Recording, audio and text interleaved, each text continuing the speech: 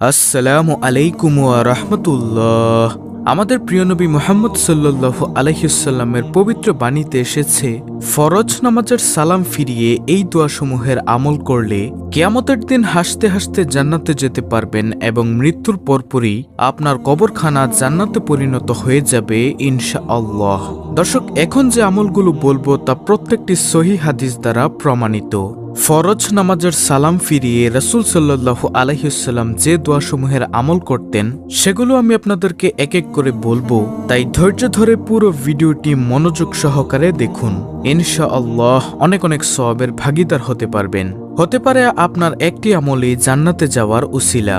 প্রিয় দর্শক, ফরজ নামাজ শেষে রাসূলুল্লাহ সাল্লাল্লাহু আলাইহি সাল্লাম জামাতবদ্ধভাবে কখনো মোনাজাত করেননি, তবে তিনি তাসবিহ তাহলিল জিকির আজকার দোয়া পাঠ করেছেন, এরকম অসংখ্য হাদিস বিদ্যমান আছে। প্রত্যেক ফরজ নামাজের সালাম ফিরানোর পর রাসূলুল্লাহ সাল্লাল্লাহু আলাইহি সাল্লাম ইমাম অবস্থায় কেবলার দিক থেকে ঘুরে মুক্তাদিদের দিকে মুখ ফিরিয়ে বসতেন। সহিহ বুখারী শরীফের হাদিস নম্বর 845।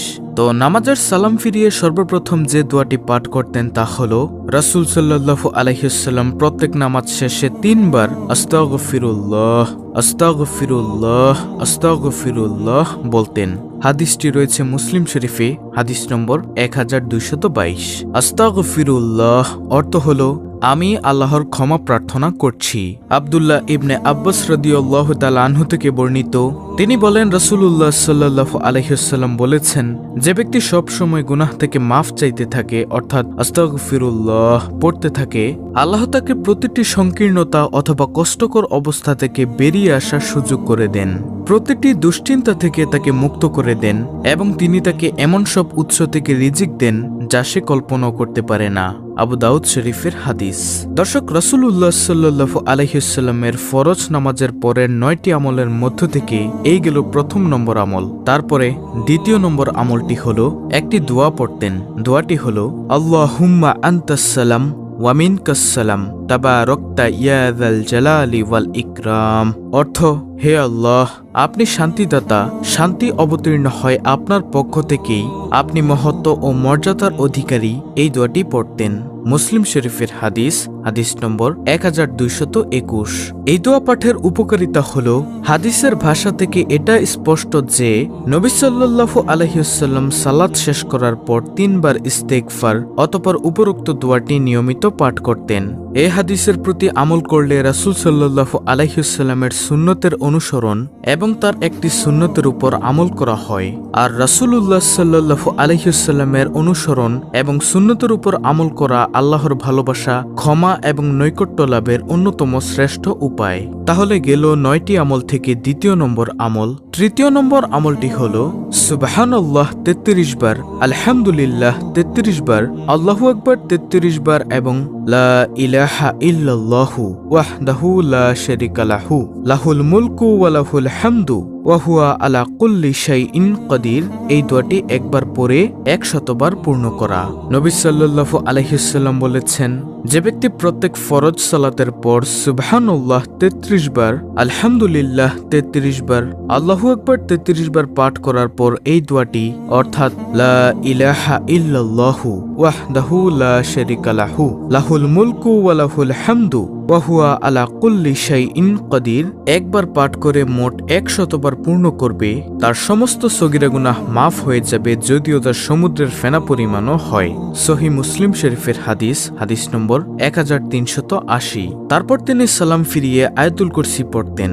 আয়াতুল কুরসি হল পবিত্র কোরআনের সূরা বাকারার 255 নং আয়াত। স্ক্রিনের মধ্যে আমি আয়াতুল কুরসিটি দিয়ে দিচ্ছি, আপনারা সেখান থেকে স্ক্রিনশট নিয়ে মুখস্থ করে নেবেন।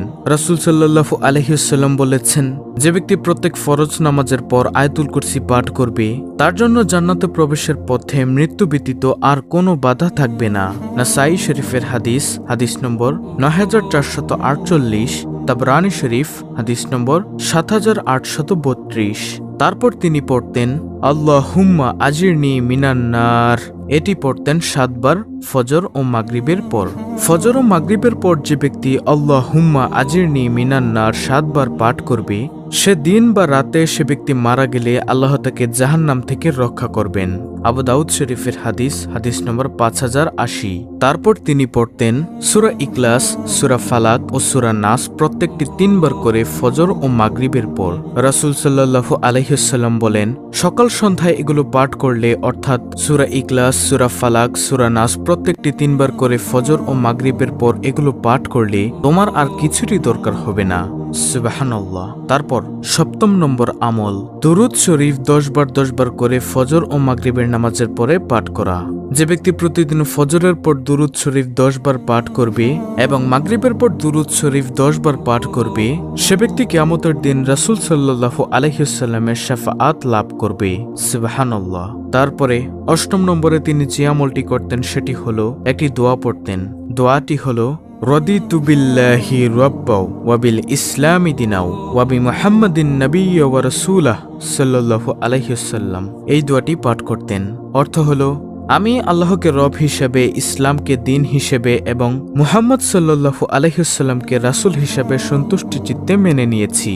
অন্য এক বর্ণনায় রয়েছে, যে ব্যক্তি সকাল বিকাল 3 বার এই দোয়াটি পড়বে, কিয়ামতের দিন আল্লাহ তাআলা তাকে নেকি বৃদ্ধির দ্বারা সন্তুষ্টি করবেন। তিরমিজি শরীফের হাদিস। এই দোয়াটি 3 বার ফজর ও মাগরিবের নামাজের পর পাঠ করলে রাসূল সাল্লাল্লাহু আলাইহি ওয়াসাল্লাম হাতে ধরে জান্নাতে প্রবেশ করাবেন এবং আল্লাহ তাআলা উক্ত ব্যক্তিকে সন্তুষ্ট করবেন।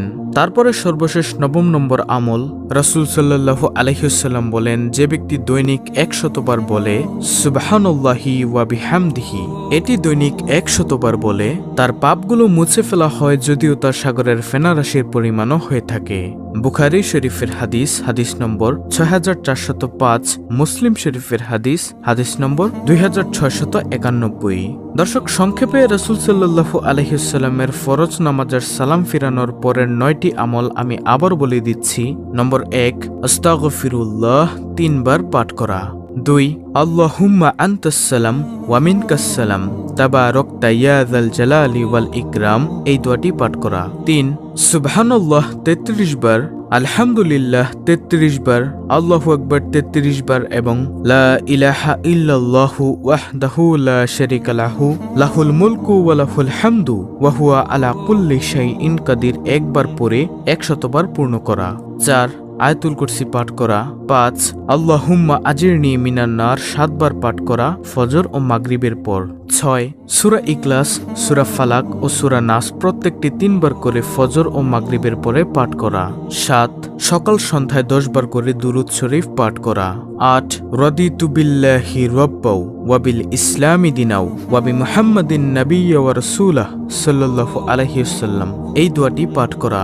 9, দৈনিক 100 বার সুবহানাল্লাহি ওয়া বিহামদিহি পাঠ করা। এই হলো মোট 9টি আমল। অত্যন্ত গুরুত্বপূর্ণ একটি ভিডিওটি ভালো লাগলে অবশ্যই চ্যানেলটিকে সাবস্ক্রাইব করে পাশে থাকা বেল আইকনটি অল বাজিয়ে দিবেন।